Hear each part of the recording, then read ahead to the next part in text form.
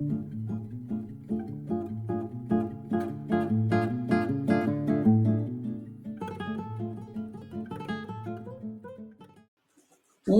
in, my friends. Another 5 minutes with Sean, maybe 10.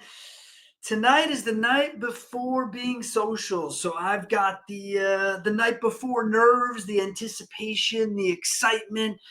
There's been a ton of buildup. And so, I want to just take time today to talk about the workup, right? And how it's okay to have anticipation. It's conference season, right? In automotive and other industries. And so this is the time when folks go out, they start to make a plan to go. And I got to tell you what goes into creating it. And this is, small scale. We'll have less than 70 people in the room, still a lot of people, but, not anything over the number of 70. So, when you try and align people like that, you try to get an event, you try to find speakers and sponsors, which none of this shit we do, frankly, would be possible without sponsors. So I am eternally and always grateful to all of the ones that have participated this year. We got Repair on Demand, we got Lightflow, we got MXS, we got Reunion, we got Greenline sponsoring dinner. I mean, it's a host of really badass companies, and so I want to thank you all very much for that and for giving us the opportunity to have this anticipation, to be able to work towards something like this, and to create it. The build-up's been a lot, right? Going through that, building it all together, whether it's, working with people on what they're going to present or working with getting all the, rooms figured out, the dinners and this and that. The anticipation part for me is to watch it all come together, right? It's to show up on day of prepared, which my boy Brent Weiss has been incredible with helping me be prepared as a moderator, as an AI questionnaire guy. Those things, that's all a part of it for me. And it's been a lot of fun to work with him in the background. And it was something I told myself I wanted to do. I want to be just a little bit more, nothing overly, I'm not an over preparer. Anyone who was at last year's show, we showed a video of what I had done a decade ago as a promotional video, and it was over rehearsed. It was rehearsed in general. It was kind of scripted. It sucked. The video sucked. So I'm not an overly scripted guy, is my point there.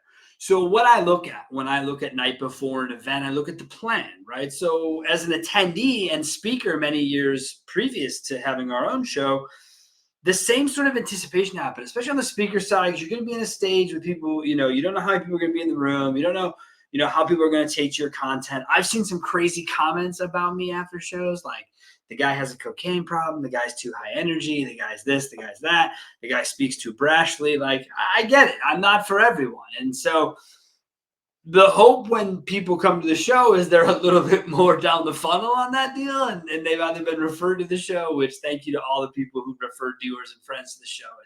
It means a lot. It means more than selling one via a media asset, because that referral part it's cool. It's important.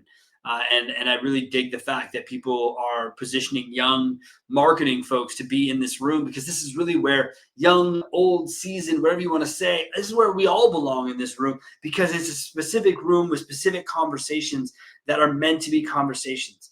And there's no selling. There's none of that shit, right? So that's all for later. That's why we have a networking dinner afterwards. That is just networking for the stars. All the speakers are there. People can pick their brains. It was so cool to watch last year. And I think that's the other thing that builds to anticipation, right? Is this thing that we've already done it. And so I can tell you this year, there's been a little bit less stress, been a little bit less hiccups, been a little bit less, mistakes, whatever you want to say up until this point, night before the show. Those have all gone that way. Now, check with me tomorrow at 10 a.m. when this thing kicks off and let me know. I'll let you know if any hiccups happen or not. But ultimately, as we sit here today, things have been smoother. And because of the way we operate as an organization, I expect that to be the case each and every year after. And in the future, I look to make some big plays with this show, and I look to put some big people in the room. I wanted to build the base. I wanted to give people a reason, but we'll be entering next year, the fourth time having done this, and I think it's time to try and really take some chances and really see if some things can pay off. And so more to come on that in the future, obviously. people always give me a lot of shit in my house because we're not even through this event yet. I'm already scoped out to the next one and the one after that. And I realize, and this year more important than maybe last year or the year before, but I realize that right now the industry is in a difficult spot, and it makes it even more meaningful that people take the time and financial investment to come to our shows. It says a lot. It means a lot. And so I know that. And that's going to be a tone of being a moderator in this environment, is trying to get that next 1%, that next little get out of things, keeping an eye on behavior. And that's what we're going to do. And that's the conversations we're going to have. So I'm excited. I get really excited about doing this. I got excited the first time, second time, now the third time, because I love my industry. I love what we do here. I love the idea of educating the next crop of individuals. I mean, this is my 25th year in the car business. So, let's assume maybe I got another 10 in me. That there's got to be the next level, right? And so that's what I look forward to. I also look forward to learning.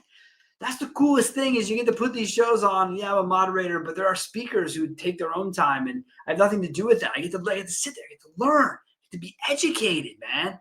That's the awesome part. And because we designed the room to be an open forum of discussion, and we push it, we prioritize it, and frankly, I pander for it because we do raffles and give away free shit. So I certainly push for engagement, but we get it. And I wonder if we would get it naturally, but I don't care. I don't have to wonder.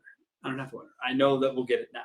So, and the presenters now are like, hey, what can I do for engagement? Are you cool if I try this, try that? That's what's cool about us, right? We're here to give you a platform as a speaker, an opportunity to say, hey, this is what I bring to the table. This is what I want to educate people on. And yeah, these guys own companies that are speaking, but if they're educating and then people say, shit, you're so educated, you're so smart, what do you do? That's organic selling. That's the best way to sell. And that's what selling through education. We want this to be an educational event with a ton of entertainment and takeaways.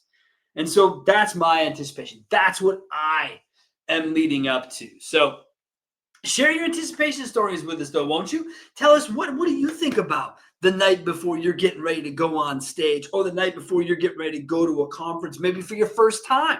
We're going to have some first timers in the room. That shit's fun. It's exciting. It should be fun and exciting and entertaining.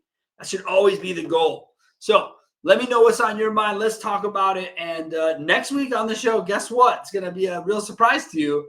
I'm going to recap everything that happened at Being Social, tell folks all the fun that we had, and when we look at doing this again next year. Thank you guys so much. Have a great week. Go out and enjoy the middle of September.